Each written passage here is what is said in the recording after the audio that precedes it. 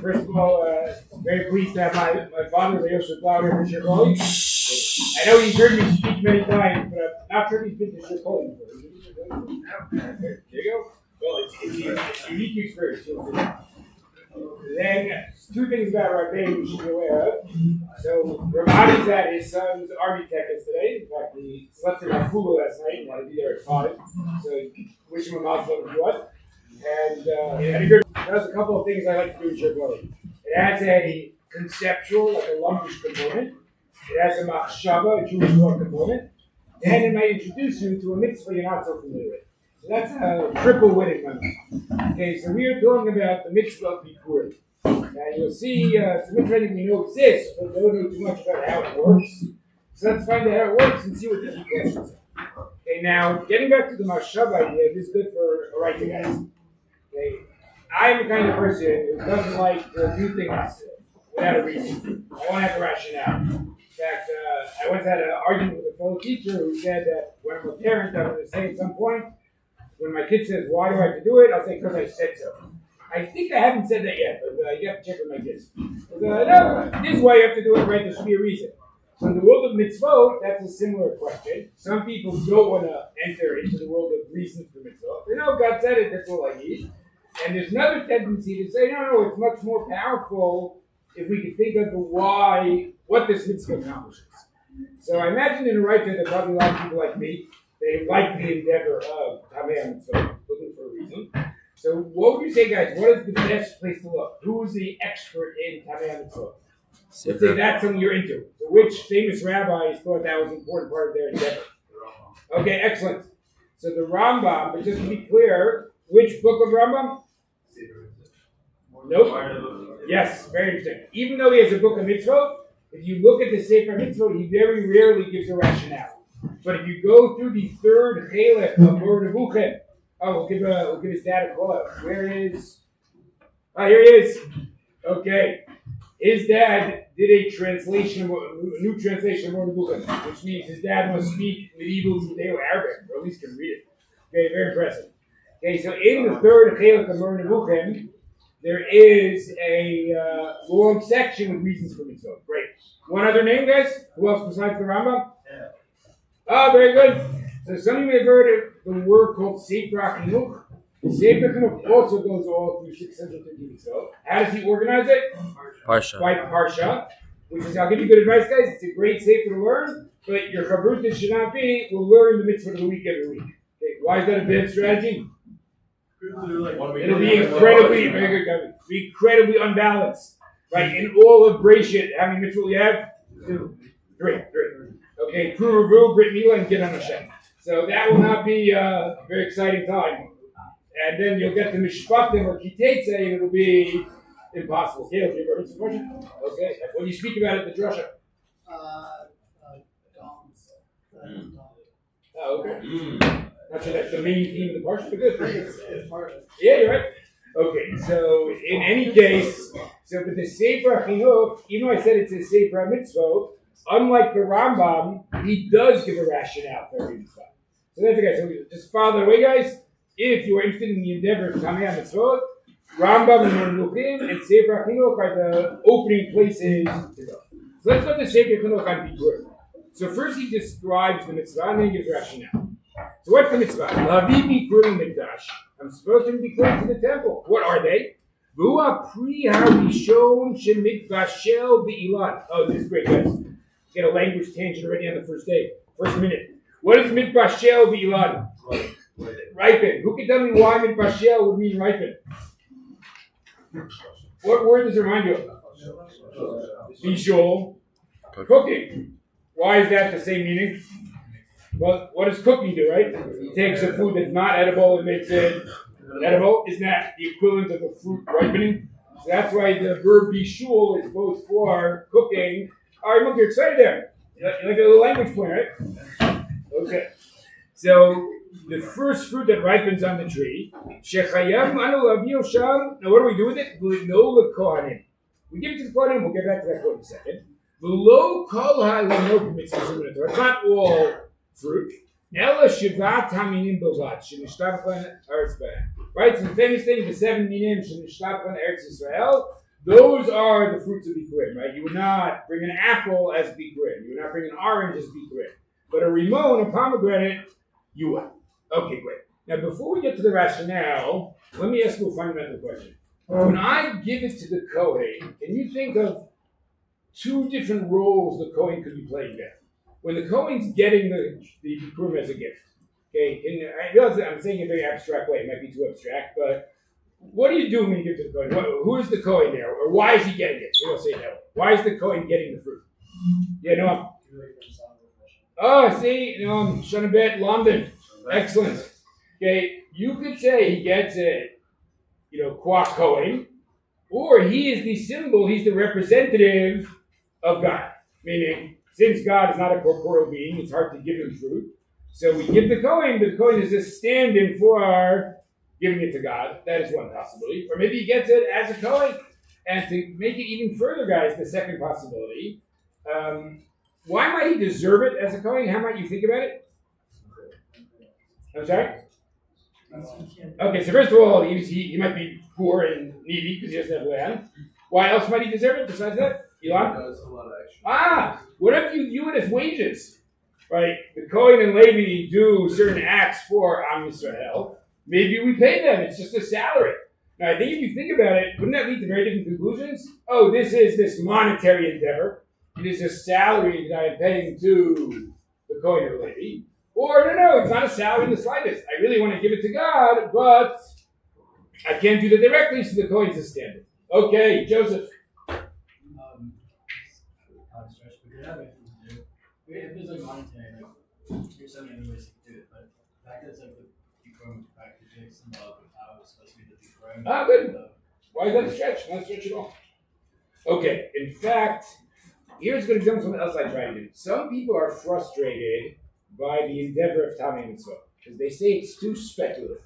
Right? Because the Torah doesn't tell you why, so it's very speculative. Something I try to do occasionally is, what if I would say maybe the details of the mitzvah could be like a test case? That some details will make more sense according to this reason than the other. You guys remember this? That would be the one we make it a bit more rigorous. So let's try this for 1 second, guys. Okay, we'll do a little agricultural law. Okay, so I give Truma and I give Maser Rishon. Oh, you might all know this from the first mission in the Seventh Parak. Right, who does Truma go to? Kohen. Who does Maser Rishon go to? Levi. But did you learn the difference in amounts? How much is biblically, guys? The shiur of Truma. Any amount you want. You get the most minute amount and you're good. What is the shiur of Maser Rishon? So think about the word. Maser is a tenth. Okay, now, couldn't you say that already? Yes, there's a little bit of on your lines. Right? That's already a clue. Which one would sound more like it's an economic arrangement? Maser, right? Wouldn't you say that? Right? Oh, if I really want to take care of the needy or I'm paying wages, so probably a bad system that everybody gives whatever they want, right? That's probably not the greatest idea. But if you have this set system where everyone gives a tenth, okay, the lady gets his wages. So I think there already you might say, oh, that's a good split. Again, we have to get back to Bikkurim, but Truma would be, I'm really symbolically giving it to God. It's just that the Kohen is standard. It's not about the Kohen as a Kohen. And Maser Rishon is a economic endeavor. So everybody gets a tenth from individual Yisraelis. Elliot. Give it to whatever Kohen you want. Give it to so. Okay, but does that prove one of the two? Why does that prove one of the two? That proves that it's not so economical. Because if it's economical, then it would say, like, you want that's very interesting. A very fair system. It seems like some Kohen will be more popular than others. You get more wages just because they have more friends. Okay. Guys, if it's okay, I'm going to take a break just to praise Elliot Rogel for a second. He probably doesn't want me to do this, we'll do it anyway. He did two very impressive things. As you know, most yeshivot, like us, start on Rosh Chodesh Hashkafa. But for years, the Rosh Yeshiva of Gush, they don't like vacation. So they always start 3 days before all the yeshivot. So we, like everybody else, started Wednesday, and they started Sunday. So Elliot and Gabi Teresh deserve a lot of credit. They said, we're not doing anything this week. We will go and learn there for 3 days. So they snuck in another 3 days of Talmud Torah. That's quite impressive. And even better, so they were at my house and they saw this book by Robert Alter called The Art of Biblical Narrative. You know, there's certain books you don't like to lend out because, like, you always refer to them. So I have a great difficulty lending this out. So I said, Elliot, you know what? You could read it, finish it in a week. He's already done. Very serious guy. Okay. So in any case, Elliot's interesting suggestion, if it's economic, how would Halakha deal with the fact that you could choose, right? Maybe the popular guy, Kohen or lady, is going to get everything, and the unpopular one is going to end up, with a pauper. So that's an interesting question, but I'll leave it aside for now. Everybody good? Okay, so let's go back to Bikkurim now. Where does Bikkurim fit in? Is it more Truma-like, or is it more Maser Rishon-like? So if you go to, this is good to realize, guys, if you ever want to skim, how does the chinuch refer to the reason for the mitzvah? What does he always say? Elliot? He always calls it the shoresh. So if you want to just skip to his rationale, go to that phrase in Yishorshei HaMitzvah. Let's see what he has here on the fourth line.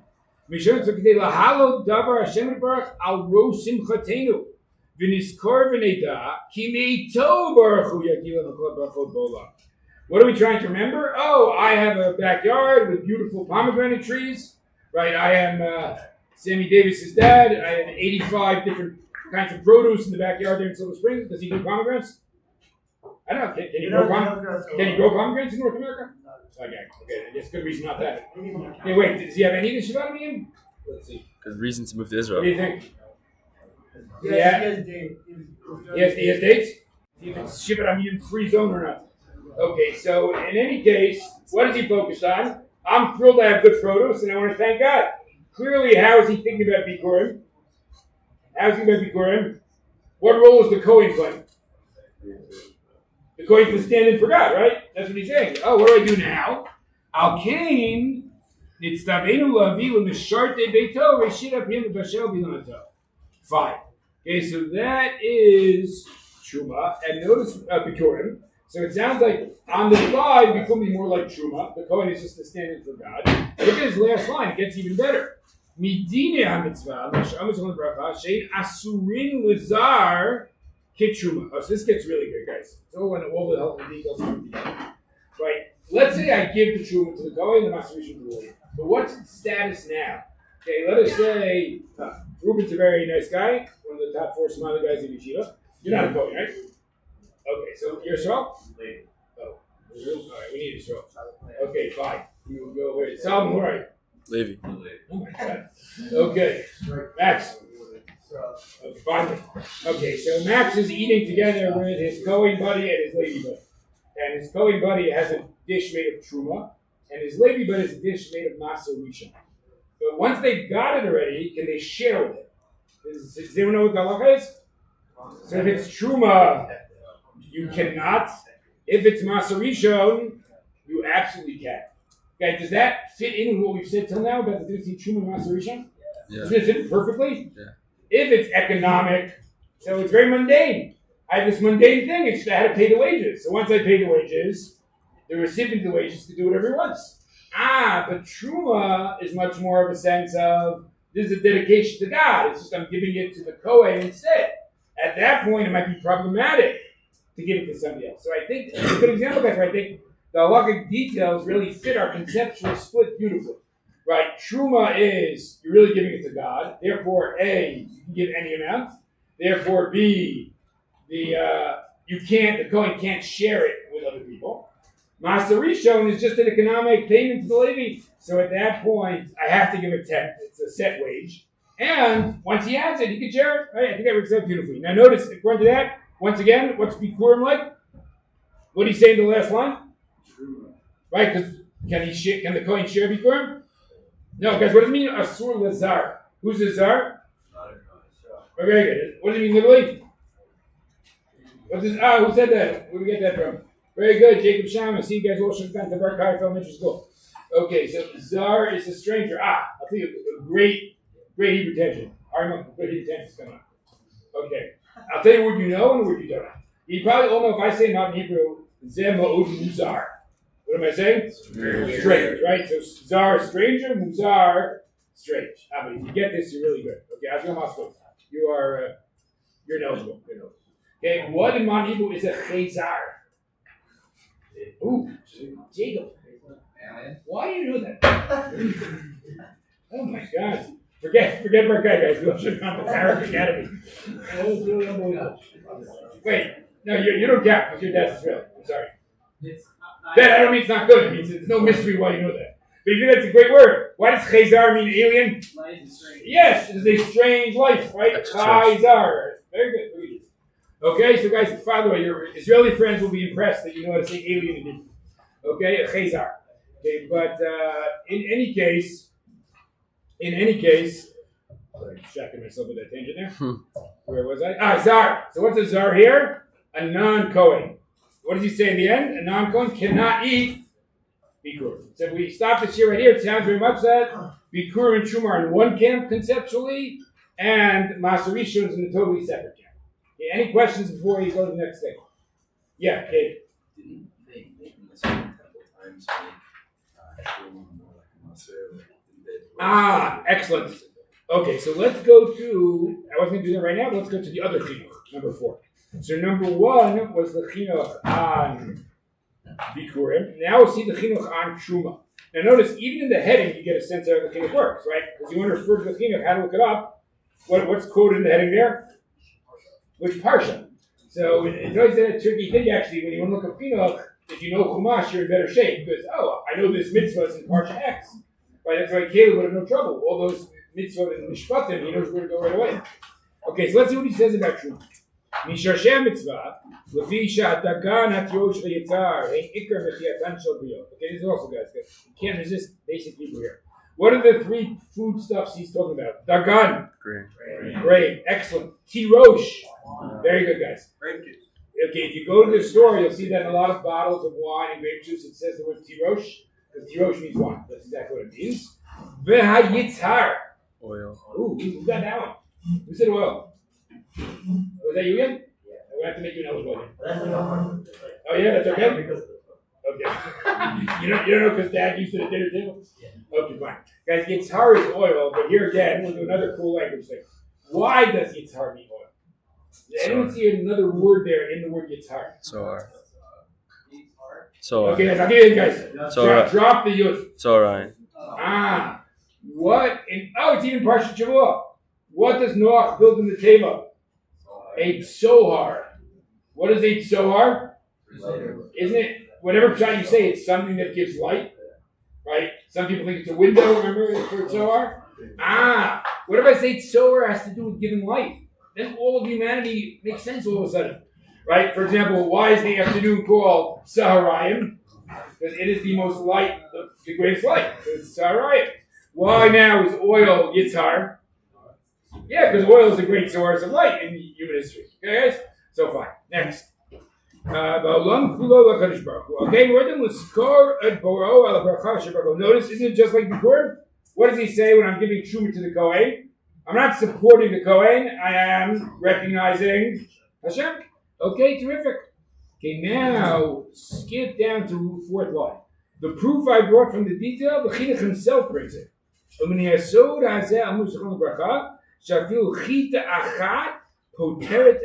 Even one grain does it.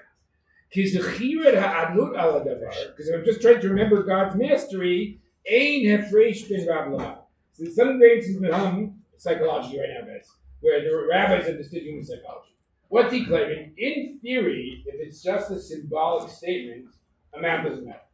Right? I can make the same symbolic statement with one piece of grain and with a bushel, a lot of grain. However,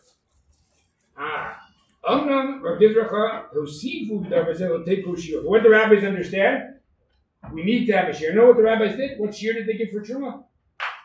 Okay, so you guys look at either 40th, 50th, or 60th. Excellent. Why did they do that?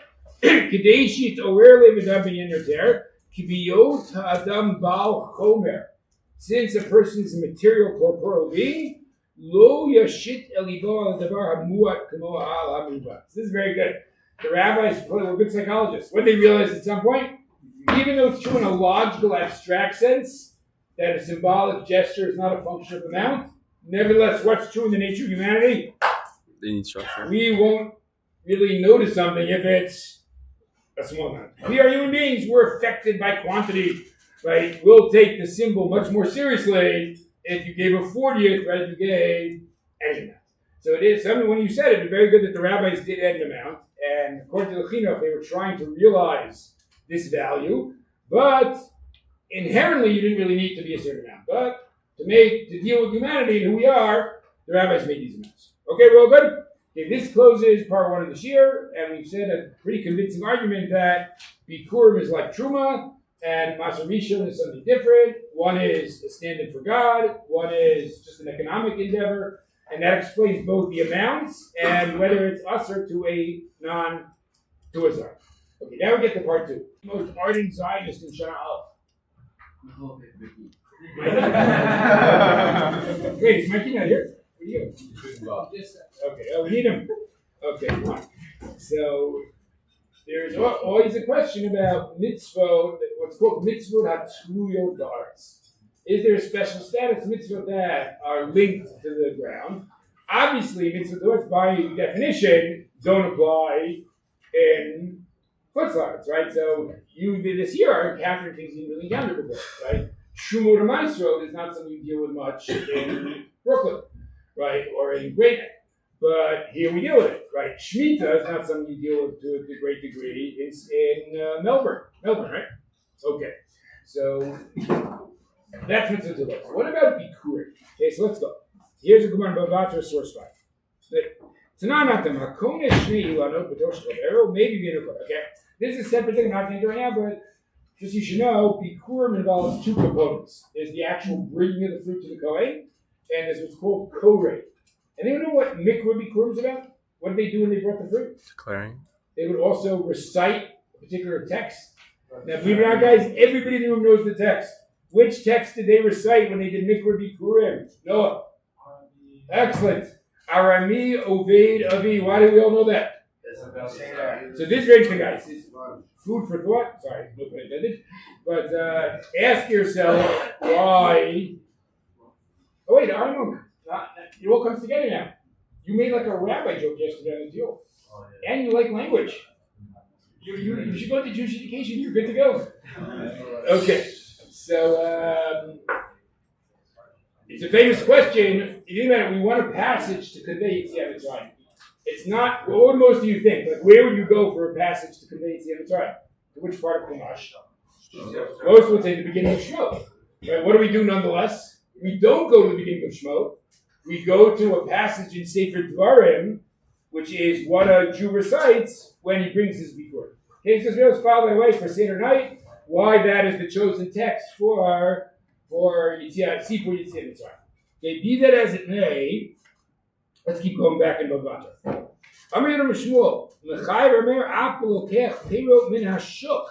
Whoa, even if I didn't grow it, I just bought it in the market, I still have to bring Bikkurim. Next.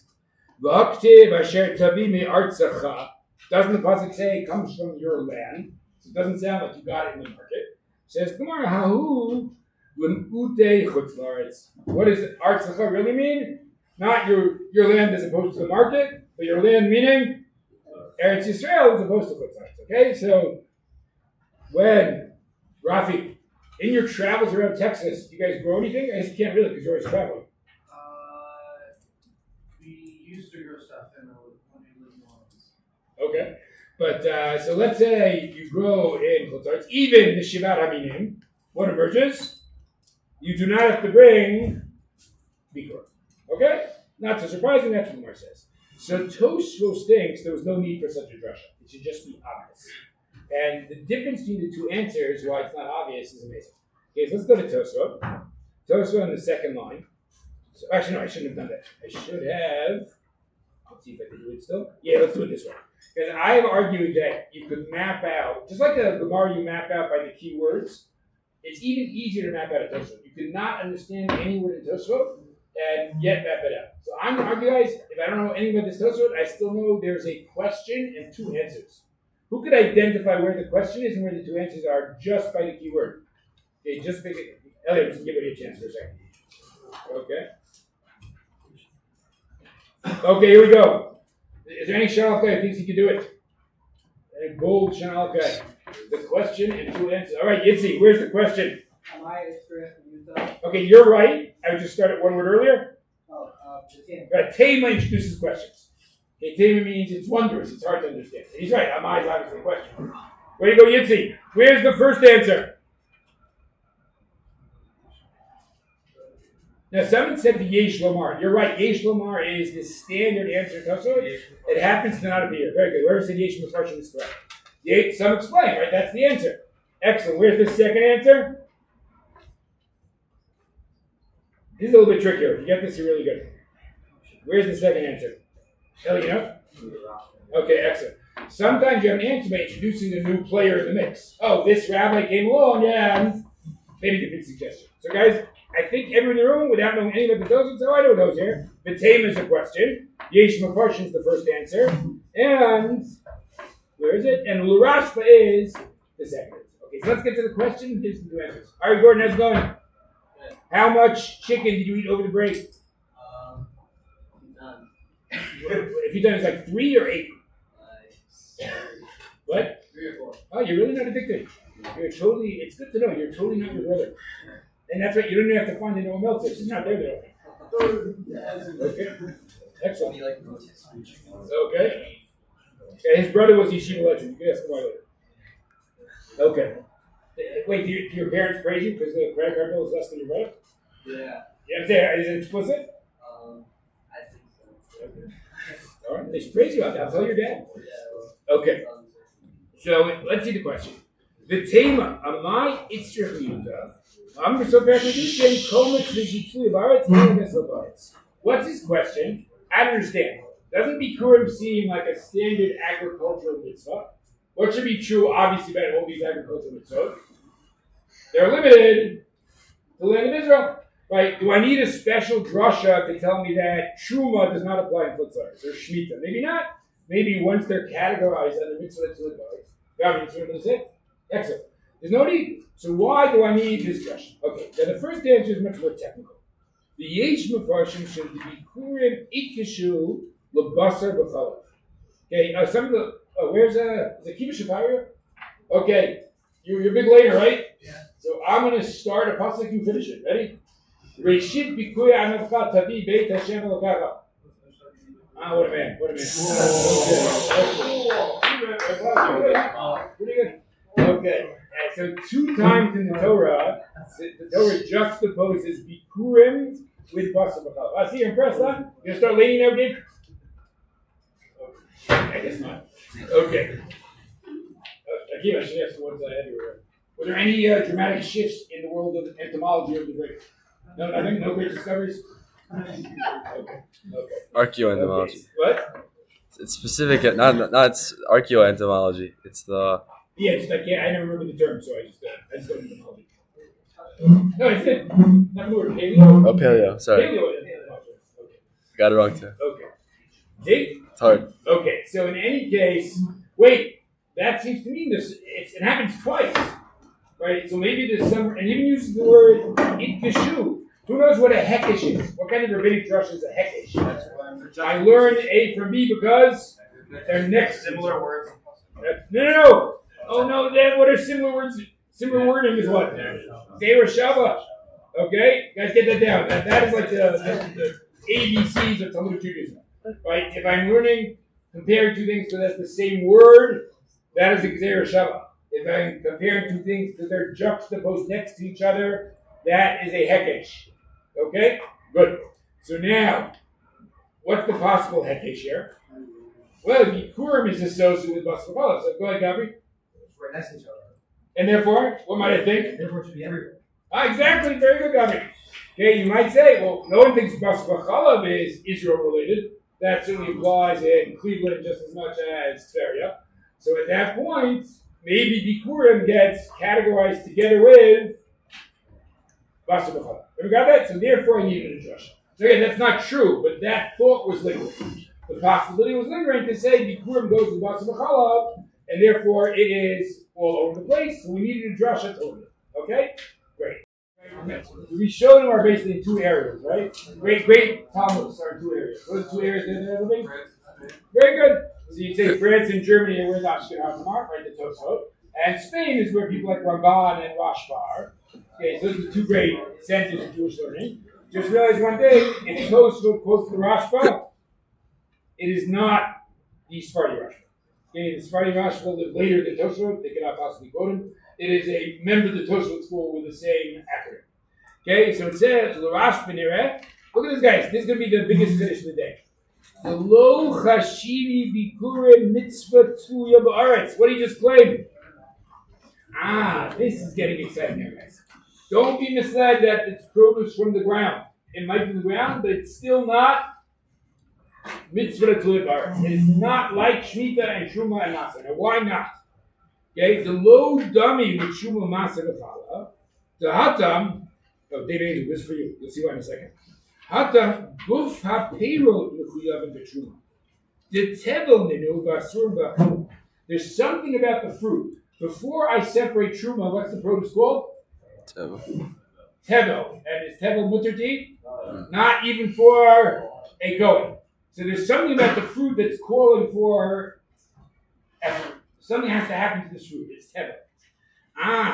L'chein chashuvin tzlubarts. Avo bikurim ein achiyuv tol b'peirot el ba'adam.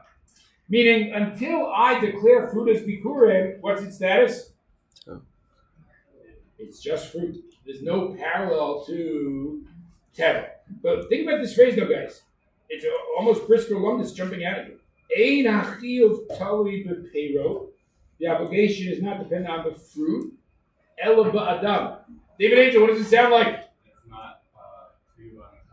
Oh, there you go. Who would have known that the brisker lineman of the year is a guy from Flatbush? Amazing. Okay, so in any case, right, you know, the famous split in the world of brisker conceptualization is it about the object or about the person? Is it about the chetz or about the God? So here, isn't it kind of what Tosfos is alluding to? What is truma? It's about the chetz. How do I see that? Because even before I've done anything, it's tevel. It has a halakhic status. So the fruit itself has a status that's pulling out to me. What's true about Bikkurim though? Till I've done anything, it's just a date. It's just a pomegranate, right? So really, where's everything stemming from? Oh, that's not a good pun. Where's everything stemming from? Gavra. But thank you. From me, right? I'm the one who makes the status, not the thing itself. Okay, but so first of all, that's interesting in terms of Briscoe on this Hefza Gavra split. But notice what emerges. What's he claiming? Therefore, Bikkurim is actually not categorized as mitzvah tzlubarts. The status is not coming from the ground. And therefore, I think that's a much more exciting answer. At that point, what's an obvious possibility? If it's not really coming from the ground, it's coming from the person. Couldn't this mitzvah apply even in chutzlarts? And therefore, you need a drush. Let me just clarify one thing, guys, and we'll do one more brilliant figure. Okay, not that really for my part, but really the halakhic system. Okay, here we go.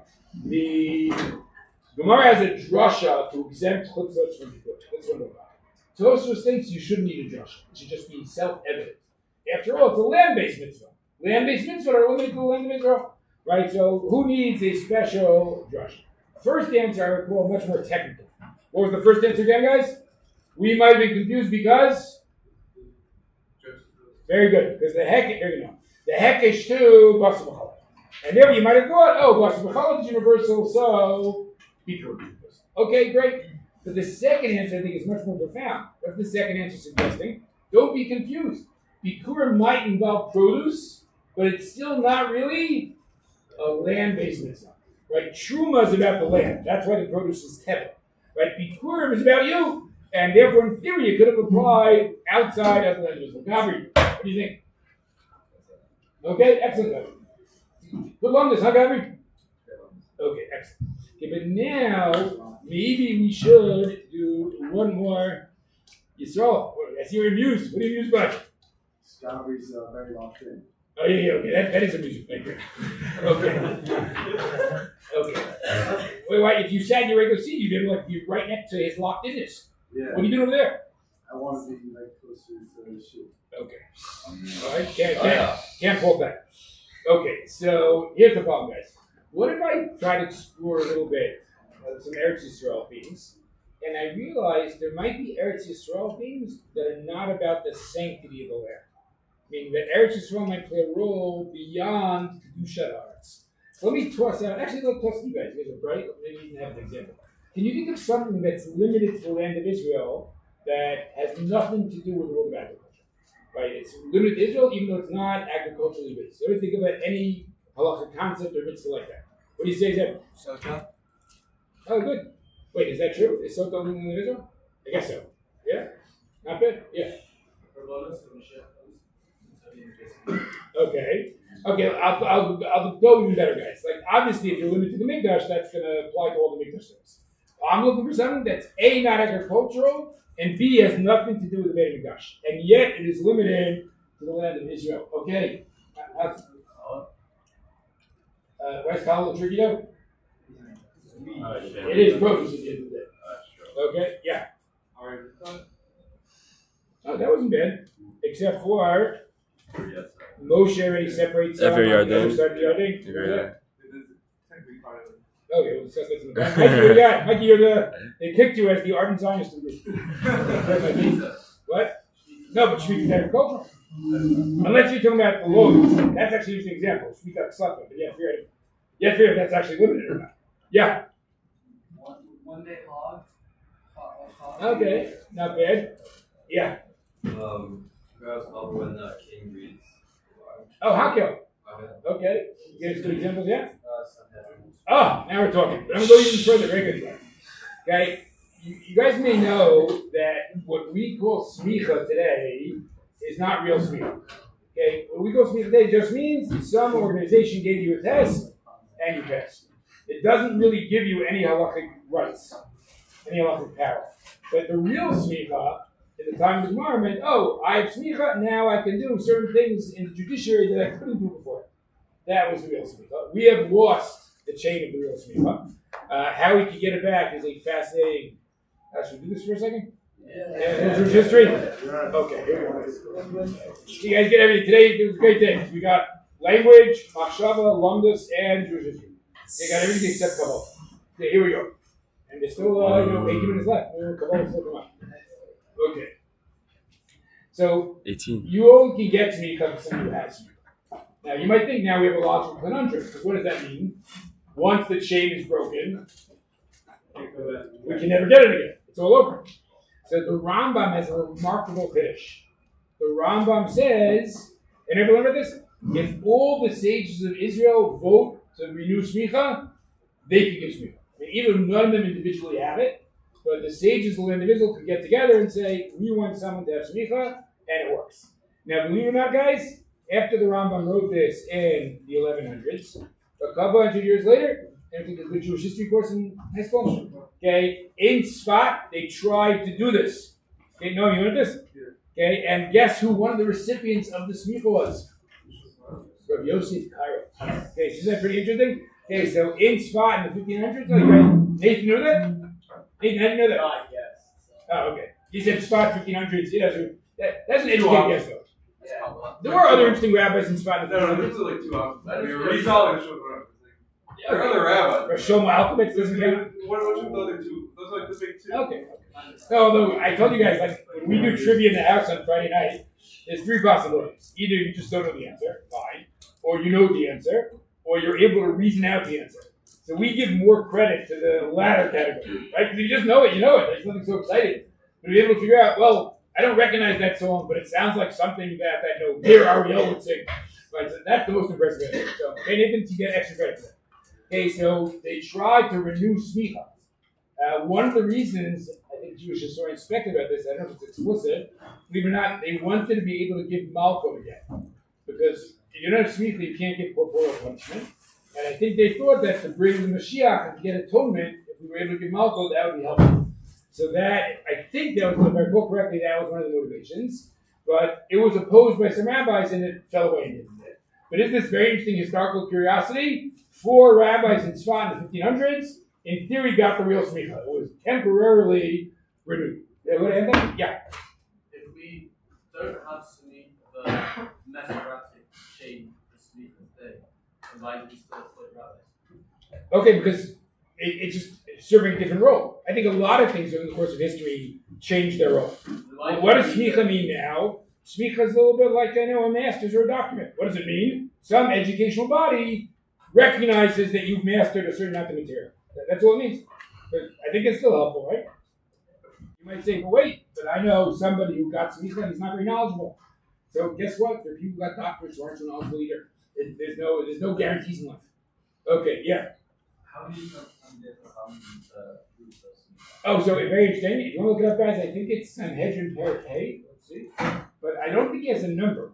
I think he just says. Chachmei Eretz Yisrael. Let's see. Now, this is a word detention. This is really quite interesting. Let's see if I'm right. I think it's Sanhedrin Parak Hey.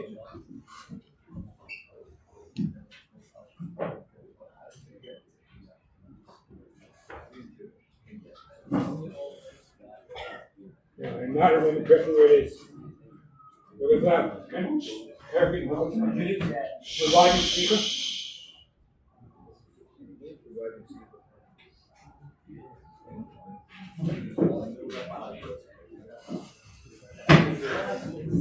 One more second, guys. Oh wait, I think I got it. I think it's Parak Dal, not Parak Hey. Ready? You know, ready to go? If you don't feel, guys, it's Parak Dalid Halakha Yud Aleph. Okay?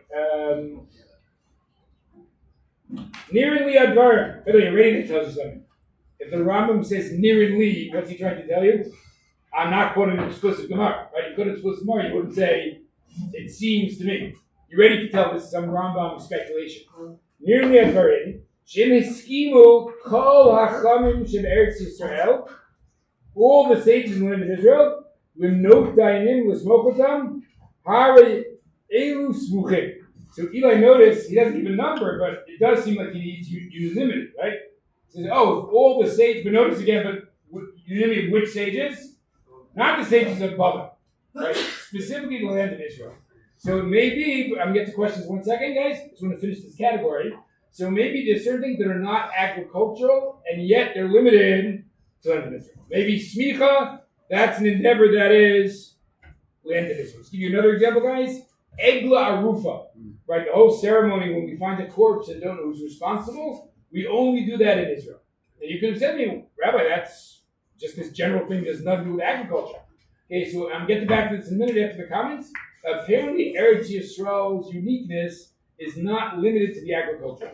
Okay, you know where to end up? No. Going back to the tangent, what was the last pre-16th century to get smicha? All right, I think the Gemara already talks about the loss of smicha very well. Was Rabbi Yitzchak Blau? No, after. After. But truth is, I don't recall exactly.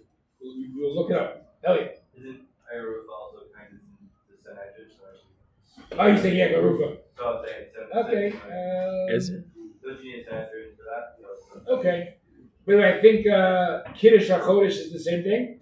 I think when they're deciding whether to do a leap year or not, that has to be in the land of Israel. Okay. Yeah. What were different nuances between organizations? Say it again. What other nuances between different organizations? Look, it's like anything else, Mikey. Like, do I have my doctorate from Oxford or do I have my doctorate from? I need this. I don't know the example. What's considered like a week at university in England? What should I go with? On Leeds Beckett. Leeds. Beckett. It's like fake Leeds. Every city has two big Really? universities. Wait, is there like Manchester Beckett? Yeah, that's just metropolitan. Oh my God, what a move. Okay. Do Oxford and Cambridge have that? Yeah, Oxford has one. Cambridge doesn't. Wow. Fake Oxford. Oh, so Cambridge is, they're so stuck up, they refuse to have the weaker one. Wow, okay, very interesting. Oh, that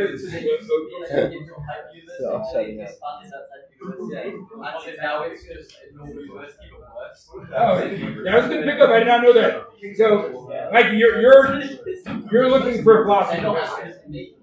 One guy's a degree from Oxford and one guy's a degree from Leeds Beckett.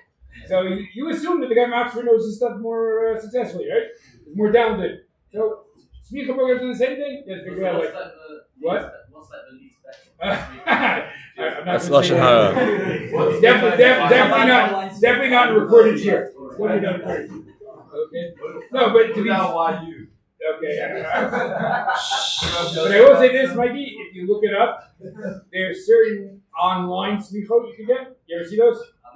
Yeah. Go search them.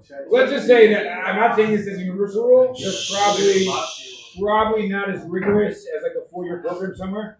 But I think we make the same assumption university, right? Yeah. So it's, here's this great online master's in 3 months. You probably assume it's not quite, Yale. Yeah. Okay? We're good? All right. Anybody else with a question on that? Yeah, Gabe. What would the officer know if something that he wants to No, I'm not evaluating speaker programs. Okay. No, but Matt, let me throw one more factor, guys. It's really, this makes sense also. It's not, in the world of educational institutions, one issue is better or worse. I can't deny that. But another issue, of course, is different programs and different things they focus on. Right? So, just like the same in the doctoral program, you'd say, oh, you go here if you want to do analytical philosophy. You go here if you want to do existential philosophy. Right? So, smicha has similar things, right? How broad do you want the halakha thing to be? Is it just, Shabbos, Nida, and Kashrut? Or should it also be Avela, Tefillah, right? Marriage, right? And also, how in depth do you want to go? So, there are similar questions there. Like, how much non-halakha, or how much non-halakha program should there be? Right? Should there be a lot of program about how to give drusha, or, how to organize a shiur? Is that part of the smicha program? Okay, right, you got it? So I'd say the two factors are better and worse, stronger and weaker, and what the focus is. Okay, getting back to Eretz Yisrael, we'll close the last idea. Joseph, you didn't get back there? Yeah, having a good time? Yeah. Excellent. Okay, yeah, give me 1 second, guys. So there's a famous idea that I believe urges Reb Chaim Soloveitchik that says there is Kedushat Eretz Yisrael, and there's what he calls Shem Eretz Yisrael. There's the sanctity of the land of Israel, and there's just the identity of the land of Israel. And you could say the second way in different ways, but maybe the identity is almost more of a political, sociological thing, right? That I'll give you an example, guys, to make Reb Chaim's point very strong. Let's say when the first base of was destroyed for the sake of argument, the land lost its kedusha. I don't get into the details, but that's a possibility. It wasn't kadoshim. Does that mean at that point there was no difference between the land of Israel and Chutz? You could say yes, or you could say no. It still has significance, just a different kind of significance. The fact that it is the land that we associate with our patriarchs, and for them we look to get back to. So that is all being called Shem Eretz Yisrael. It has its identity of Eretz Yisrael beyond the sanctity of the land. But I think that's an important point, because then we can make this divide and say, wait, when things are limited to the land of Israel, there could be two possible reasons why. Right? If it's agricultural based, it is a function of Kedusha. It is the sanctity that makes it limited to the land of Israel. But if it's not agriculturally based, maybe it's a function of this other factor. Why is it limited to the land of Israel? Because the Shem Eretz Yisrael is limited to the land of Israel. That can work out well for things like smicha, for things like Kiddush HaChodesh. And guess what? According to this Tosim Bava Batra, what might it even work for?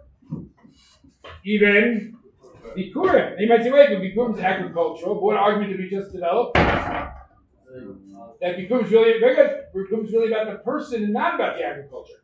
So maybe even though Bikkurim is limited to the land of Israel, maybe that's ultimately a function of Shem Eretz Yisrael and not Kedusha Eretz Yisrael. Daniel, what do you want to say? It's related to That's okay. Okay, are all like rabbis today like smicha sentence like No, that's the whole point. The real smicha has been lost, and therefore there isn't a sense of, oh, I'm part of this chain that's keeping you going. All smicha means today is some organization says you are qualified. That's all it means. Who gave that organization the right to do that? The Jewish people. Well, let me ask you, Daniel. Let's say the chain of smicha breaks. Yes. What's the alternative? What should we do right now? We should just hold up in our hands in despair? I mean, like, I don't know. Despair doesn't sound like a good alternative. If it was back then, I would be something that wasn't smicha. It's like smicha means that like said in my show. Like I feel like it would be like something new. Like kind of like almost like a different type of certificate. Meaning like I know my stuff about this, but not smicha. Oh, so we should have called it something else? Yeah. All right. I can hear it great. But this way, we've been calling it smicha for hundreds of years, so you could like put in a request, but I don't think it's gonna work. Okay. Yeah. No. Could you say that the land itself doesn't have kedusha because there are certain that they require like the majority of the Jewish people to be in the land to have? That's a good question. I'm going to duck it for now. Is that okay? Okay, guys. We have to do a little more, but we'll settle for this. I think we did 3 very good things, and we'll do a brief review. Okay, here we go. Why would someone say that Bikkurim and Truma are similar and different from Masa Rishon? What would be an argument for that, guys? So you can't share Truma and Bikkurim, you can share Masa Rishon. What is another salient difference between them? Biblically, Bikkurim and Truma are both any amount. Maser Rishon is a tenth. What is the conceptual explanation that explains both those discrepancies? For Shem or for wages. When a lady gets it, what's the lady doing? He is in the world of economics. I do this. I know I sing the Mikdash for you. I deserve to get paid. It's just a monetary payment. When the Kohen gets Truma and Bikkurim, what's he doing? That is not payment. That is, he's a stand-in for God, and it's a symbolic gesture of thank you, God. Okay, terrific. Okay, in Bikkurim, that was the first time. In Bikkurim, besides bringing it, what is the other element of the mitzvah? It's called Armiyah V'Davi, which we also read on the Seder night. This Pesach, we're all going to give it to our Torah. Why do we also read it on the Seder night? Okay, next. Moving on to a different aspect of Bikkurim. The Gemara Babatra says it does not apply in chutzlaretz, and it has a drasha to prove it. Why it's not applying to this? Tosos thinks you shouldn't need a drasha. What was Tosos' first answer? Why do you need a drasha to exempt chutzlaretz? Because it's juxtaposition to Basar B'chalav. Here, Shemara, very good. Okay, who can tell me the difference between a Hekesh and a Gzeira Shava? Tyler. Okay, terrific, Doug. Okay, excellent. But that was just the first answer. Tosa's second answer from the Rashba, not the Spanish Rashba, the French and German Rashba. I think French. So what it was his answer for the Rashba? He has a huge chiddush, the biggest chiddush today. Despite what Bikkurim looks like, it is not mitzvah to large, even though it's from the ground. What's his great proof? Truma, the second it emerges, it's tevel. It has a status. That is the chefza. That is the object. When Bikkurim first grows on the tree, it's just a bait. It is no status whatsoever. It's only the person that grants its status. So Bikkurim's will function of the person. Therefore, it's not to the bards. Excellent. Therefore, what would the hafamina be? It should apply even. Chutzlaretz. And that's why you need the Gemara. Finally, we threw in one last idea, guys. Okay, which is, and I think you guys got really good Lomdus today. You got the two versions of a Kohen, you got Ketzer Gavra, you've got Mitzvah Zadarts. Finally, we said, guess what this is all about? Maybe the land of Israel has two aspects also. There's the Kedusha of the land, that's agricultural, and there's the identity of the land, what Rabbi Chaim Salvation called Shem Eretz Israel. And maybe based on the second factor, even things that aren't agricultural could be limited to the land of Israel. Okay, maybe. Does the fruit not leave it first to grow? No, until I declare it. And in case people got confused, because you remember I said that a Zar can't eat Bikkurim. Once I make it Bikkurim, it does get status. But before I declare it Bikkurim, it does not have status. Okay, Noah. I mean, how does he know about this table split? His proof. Oh, look, I think that's universally accepted. What the exact source is, I don't recall. Oh, so what if I refuse to do it? Look, I think I would be mabak on mitzvah say, but no produce would have kedusha. Yeah, I think that's correct. That's the question. Yes, last two. Yisrael. Would Rav Shechter not be able to get elected for smicha since he's not in the land of Israel? I mean, to give it or to receive it? To receive it. No, you would not. Okay, but again, our smicha is not the real smicha. Yeah. Is Rav Chaim's understanding of shame, like Eretz Yisrael, is that almost like Zecher L'Kedusha Eretz Yisrael, or like no? more I wouldn't read that way. I would say it's just a separate aspect of what makes Eretz Yisrael different. It's not that since you lost the kedusha, you just did a shame. Okay. Thank you. You want to say something? Okay. Thank you. All right, guys. It's been a pleasure to be back for Shiur Klali. Have a great job.